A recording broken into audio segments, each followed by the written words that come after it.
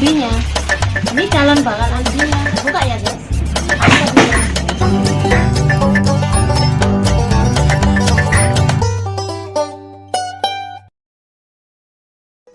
Halo sahabat pecinta lingkungan, jumpa lagi dengan saya Sri Martini.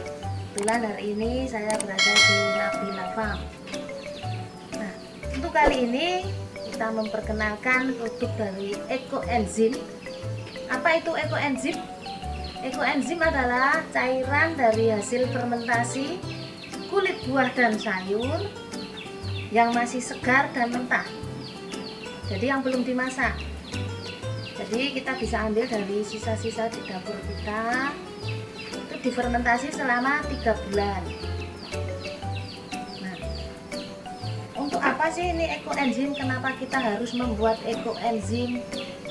Nah, kita harus membuat ekoenzim adalah biar kita bisa mengelola sampah organik yang ada di rumah tangga kita, sehingga kita tidak membuang begitu saja dan akhirnya akan membebani beban TPA kita ya. Jadi sebelum sampah ini tercampur dengan sampah yang lain, kita sisihkan dulu, kemudian kita buat ekoenzim.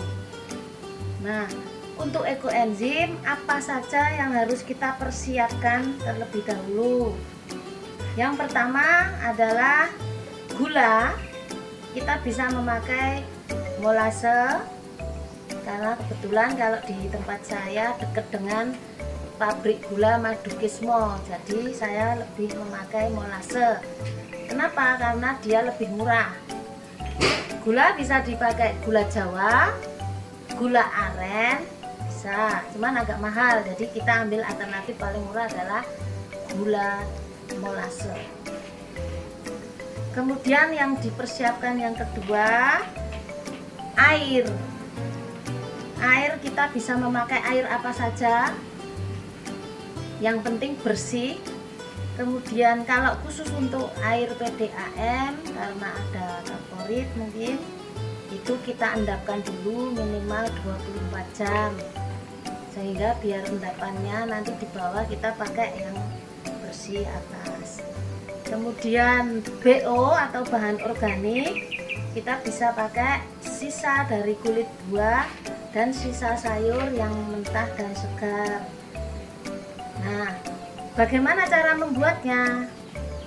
Setelah ini semua kita persiapkan, kita kebetulan hari ini pakai ember yang berkapasitas 5 liter. Jadi kita ambil maksimal 60%-nya, kita pakai airnya 3 liter.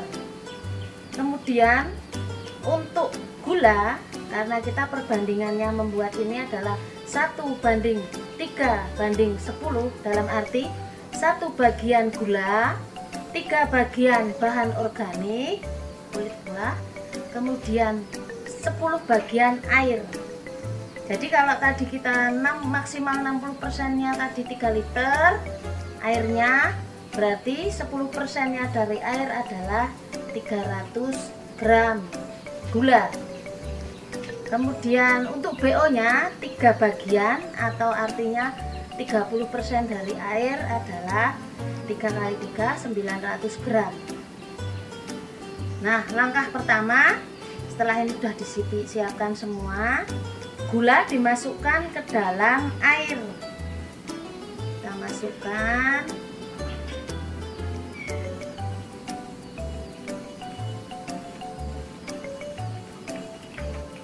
Sampai bersih. Karena ini sudah ditimbang ya. Nah, untuk gula, misalnya kita pakai molase, walaupun ini cairan, tapi tetap kita timbang. Jadi kita tidak pakai mili. Karena berdasarkan pengalaman, kalau kita molasenya ini pakai mili, ketika kita timbang itu bobotnya menjadi setengah kilo atau 500 gram.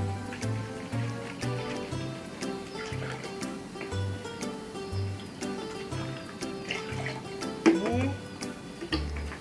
Air dan gula kita campur dulu.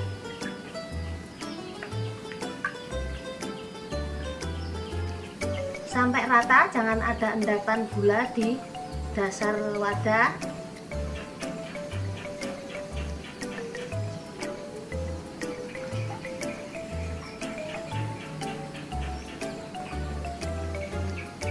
setelah air dan gula tercampur rata, BO akan kita masukkan. Namun sebelumnya kita potong kecil-kecil dulu, atau sesuai dengan ketersediaan waktu kita.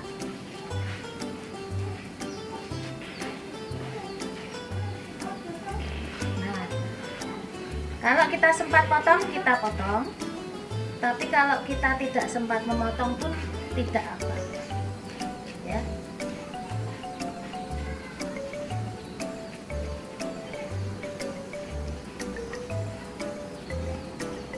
Oke, kita masukkan ini.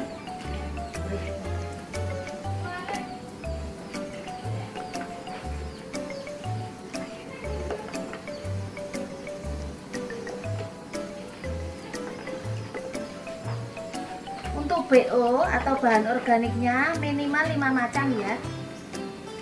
Apabila lebih itu akan lebih bagus, karena semakin banyak kandungannya beragam.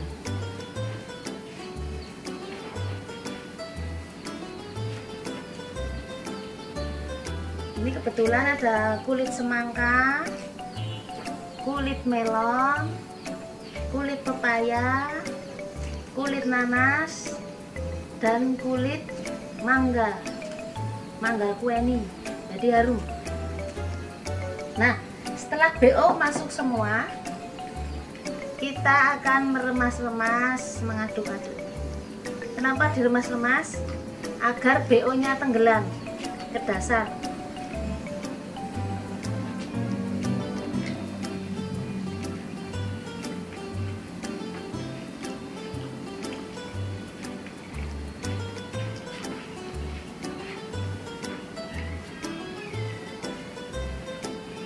Kalau sudah diremas-remas, kemudian ya memang belum bisa tenggelam semua, tapi tidak masalah.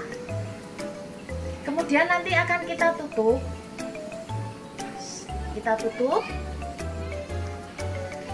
untuk hari pertama sampai hari ke-7. Untuk hari pertama sampai hari ke-7 nanti kita buka tutup.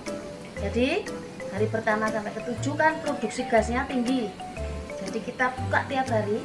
Kenapa dibuka? Biar tidak meledak, karena nanti kalau muatan gas ini tidak bisa keluar, dia akan meledak dan akhirnya tempatnya kotor. Buka tutup untuk hari ke-7. Boleh kita remas-remas sambil diaduk.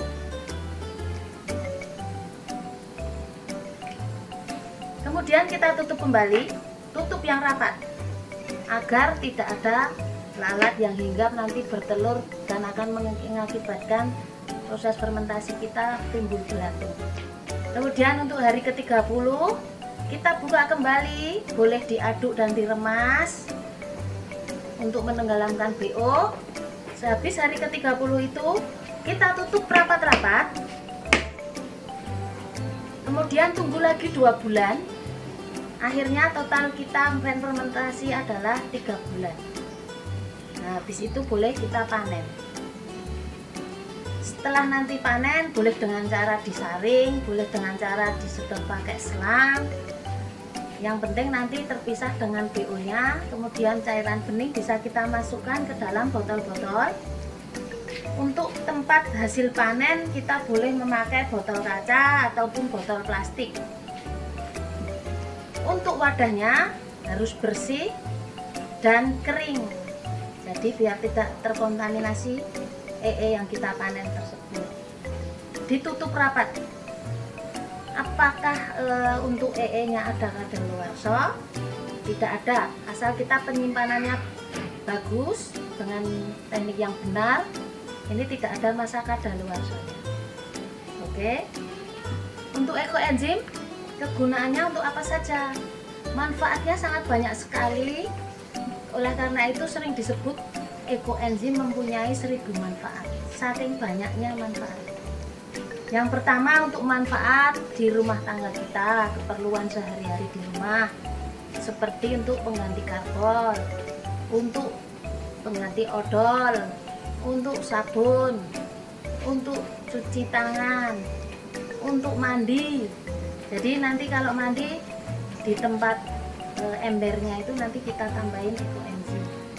Kemudian untuk manfaat lingkungan itu bisa untuk menjernihkan air kolam. Misalnya kita punya perikanan, biar nggak terlalu keruh, kemudian mengurangi bau, kita bisa pakai cairan ekoenzim ini dengan perbandingan tertentu.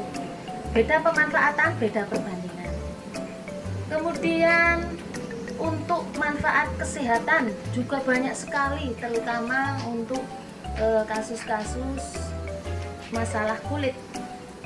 Nanti untuk penggunaannya akan kita jelaskan lebih detail dalam channel-channel YouTube yang berikutnya ya.